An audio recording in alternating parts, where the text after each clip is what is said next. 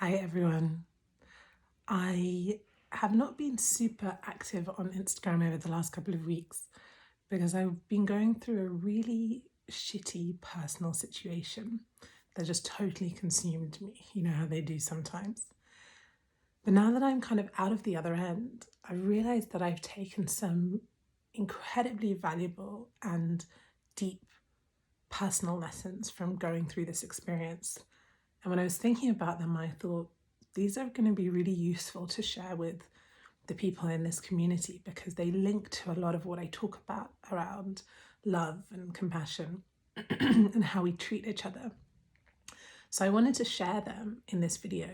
This is going to be quite a different kind of video because I tend to talk about ideas and philosophies, but this is a lot more personal. So I hope it's helpful and resonant.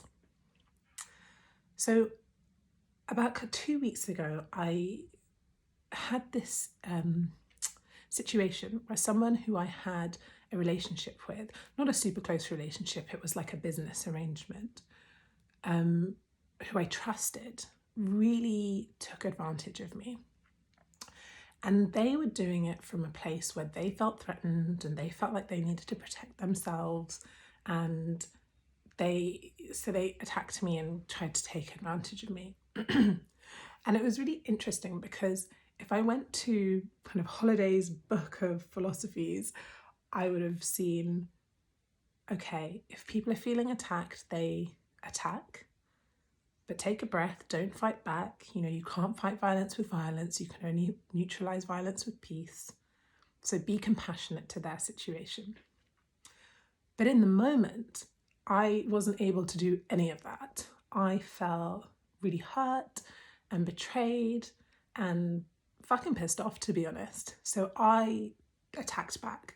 I lashed back out at this woman and I took it to like an even higher level of aggression, and we got into this really big conflict. And there was loads of lessons in there around like reactivity and so on and so forth. But what was more interesting to me was after we got into this conflict, I then spiraled into this like super deep pit of guilt where I was like, how could I have reacted like that? Why was I not more compassionate?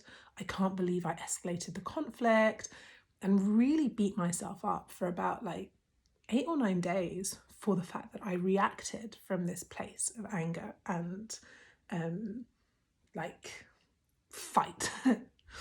And it was super awakening for me because I realized that, you know, I teach compassion essentially, but in this moment, I was not able to be compassionate to myself at all for having what was a really natural human reaction.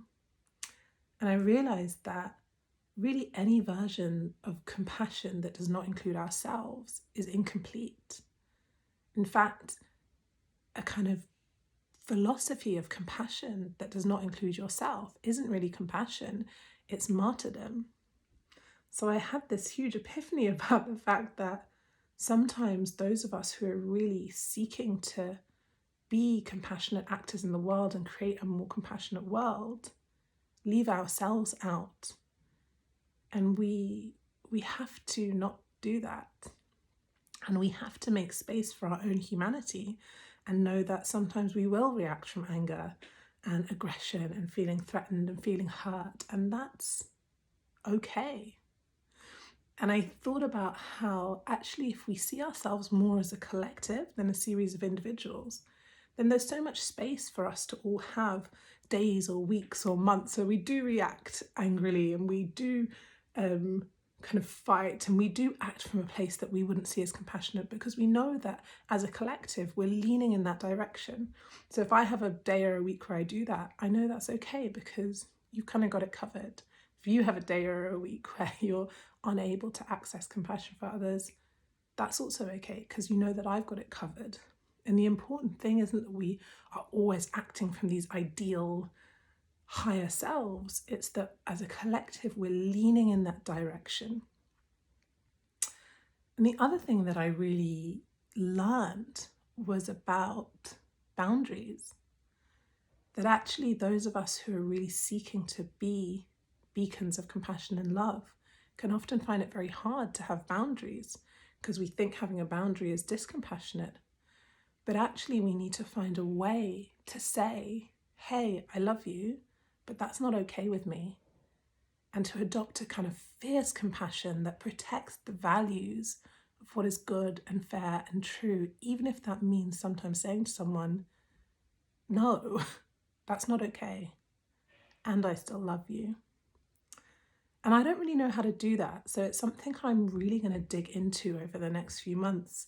What does compassion with boundaries look like? What does a fierce program of compassion that is boundaried look like? So I'm going to research that and do lots of self-inquiry and share here what I find. And I'm going to be talking actually to Esther Perel next Tuesday on her Instagram Live about being in relationship with people and compassion and boundaries. So I'll post about that and you can join if you're interested. But I really wanted to share those 3 big learnings that I've had this week. Number 1, any compassion that does not include yourself is incomplete. It's not true compassion. Number 2, as a collective, we must lean towards love and compassion, but that doesn't mean that we deny our own individual humanity. And we have days or instances or moments where we are totally devoid of love and compassion and we're just like, I fucking hate you. And that's okay too. We must make space to hold that too. And number 3,